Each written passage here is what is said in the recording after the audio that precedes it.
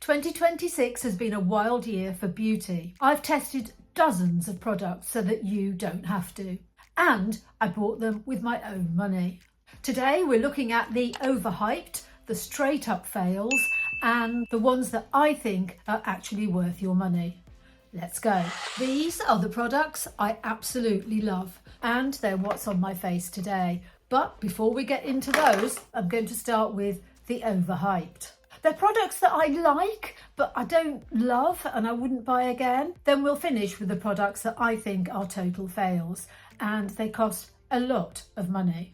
Let's start with these two Violette FR eyeshadows. I bought into the hype and rushed out and bought these two eyeshadows. Here are the swatches. I don't see what the fuss is about. I think they're dry. I think they're hard to blend. I can hardly get my fingers in to open it up, and it sort of snaps shut, and then I just no.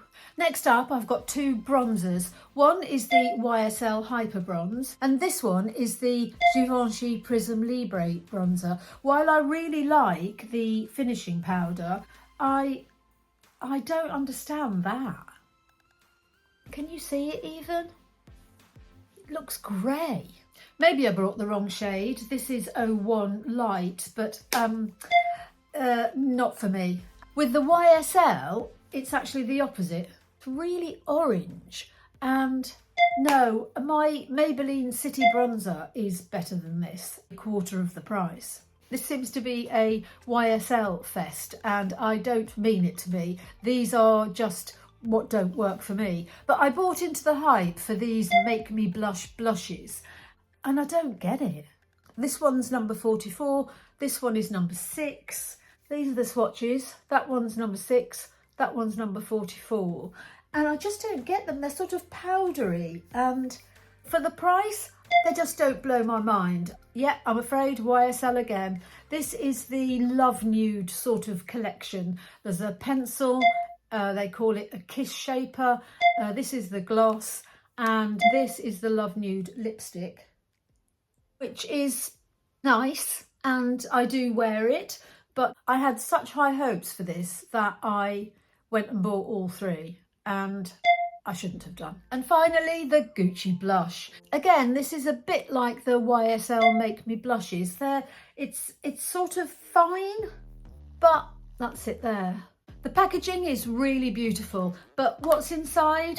Not so much. Okay, those were disappointments. Now let's talk about what actually works. And these are the products that I will repurchase, and they're on my face.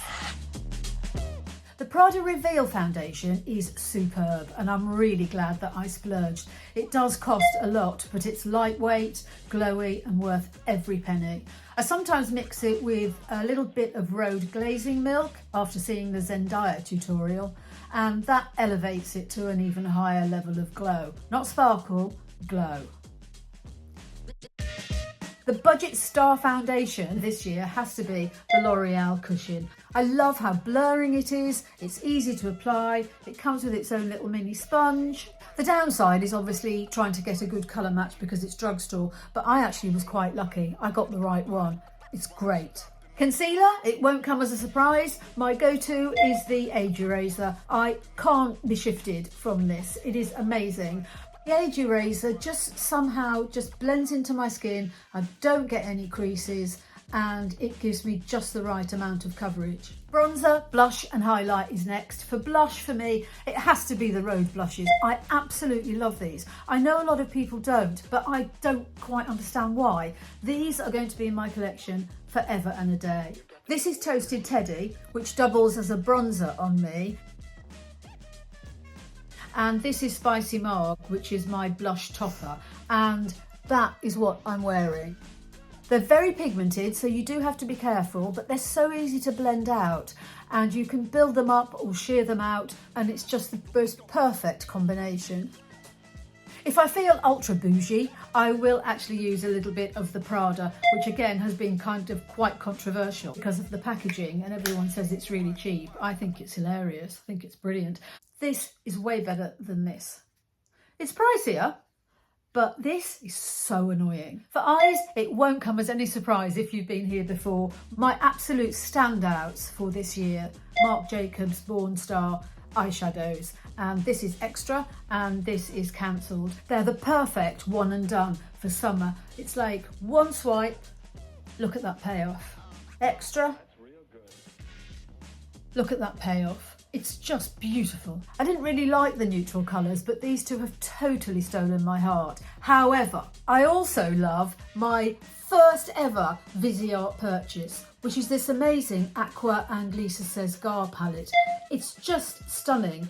I'm wearing these bottom three, but you have a darker colour here if you want to go for something a bit more dramatic, and this lighter colour here is brilliant to help you blend. Not that you need to blend. I put these on, they blend themselves. I started with the very, very pale colour at the top, and then I added a little bit of the olive green.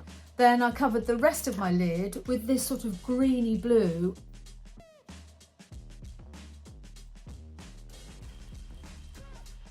And the topper was this goldy greeny colour, which is beautiful. The reason that I've chosen it as a absolute love is because you can get so many different looks out of this palette. You can get dark, you can get bright, you can get pinks, you can get purples, you can get greens, brown, you can do a smoky eye. But best of all is that they are just so blendable. No joke. Nothing new to add on brows and lashes. None of them are new, but this is my L'Oreal Telescopic and my Essence Primer. Brows, nothing to see here. This is the Maybelline Superlock.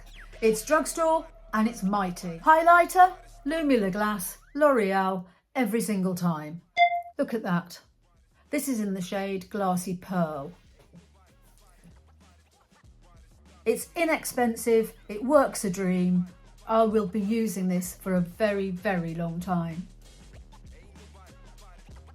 There is a more expensive glow balm that I will use, and that's coming up in a minute. Lips, no surprise here to anyone who's been watching me recently. It's the Lisa Eldridge, without doubt. I've worked out a new system for doing my lips, and when I'm adding my setting powder, I also powder over my lips. Then I add a little bit of bronzer to the top and the bottom. Then I take my Rhode Peptide Lip Shape and draw a line just outside my lip line.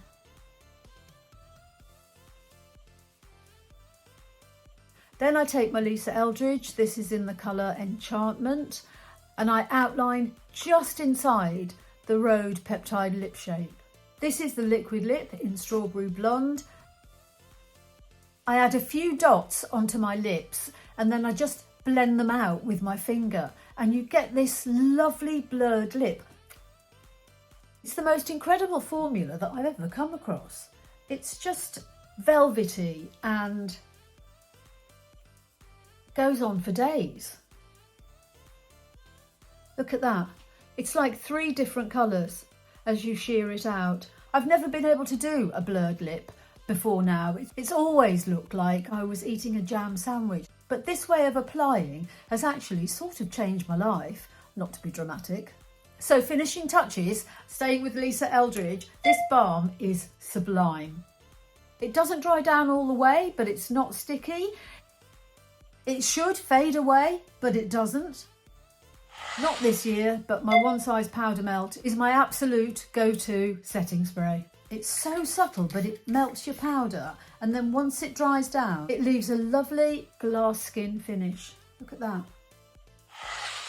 And finally, from the sublimely beautiful to the not so great. In fact, for me, in my opinion, these are all fails. Starting with mascara, here are the Lash Clash mascaras that I fell for, and this is the Latex Lash.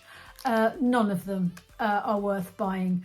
Go to the drugstore. I know a lot of people say that, but I do use this one occasionally. It is a lovely blue, but the brush, it's just impossible to apply.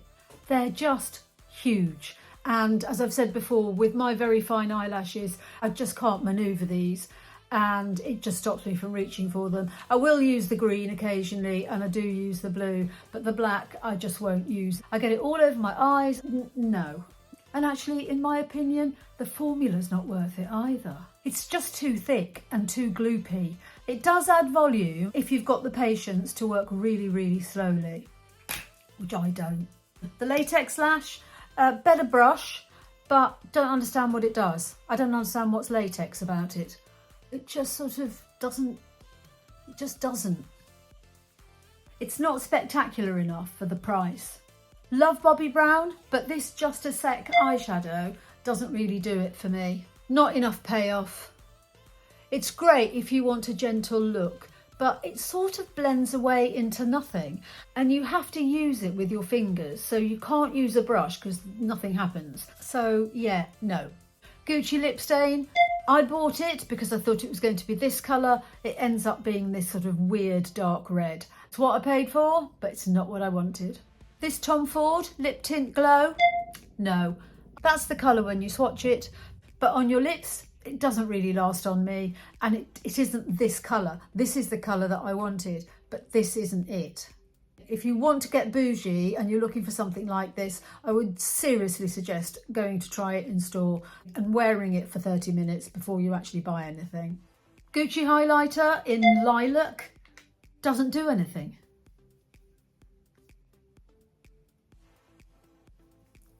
It's so hard pressed in the pan, not that you can tell because of all this balm that I've got on, but if you press really hard, you get something. But I can't get that on here.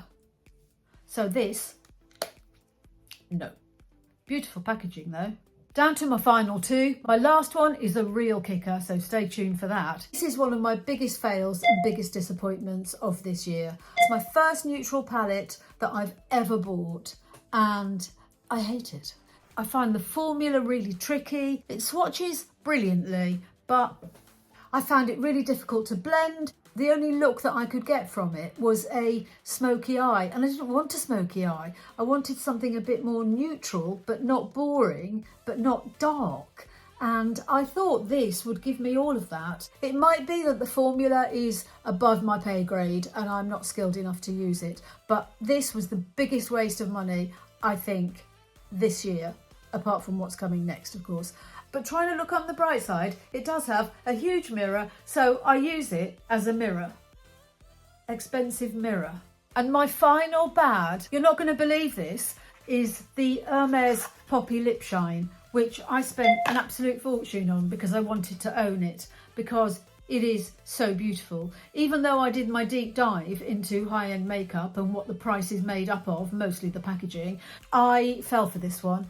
And it is stunning, really, really nice, but this is me really going for it.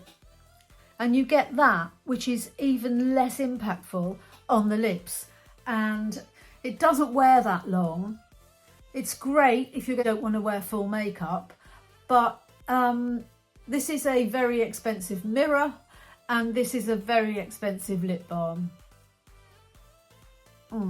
I don't think it was even launched this year, but I wanted to get it because I knew that I needed to have this packaging, and I got what I wished for, the packaging. Which 2026 launch did I miss that you actually like? Let me know in the comments. Do check the description box for the good products, and I will leave all the details there. Do give me a like if you've enjoyed this and found it useful, and subscribe if you haven't. I'm creeping up to 300 subscribers. I'm so excited. Thank you all so much. It's lovely to see the gang expanding, and hopefully I'll see you in the next one.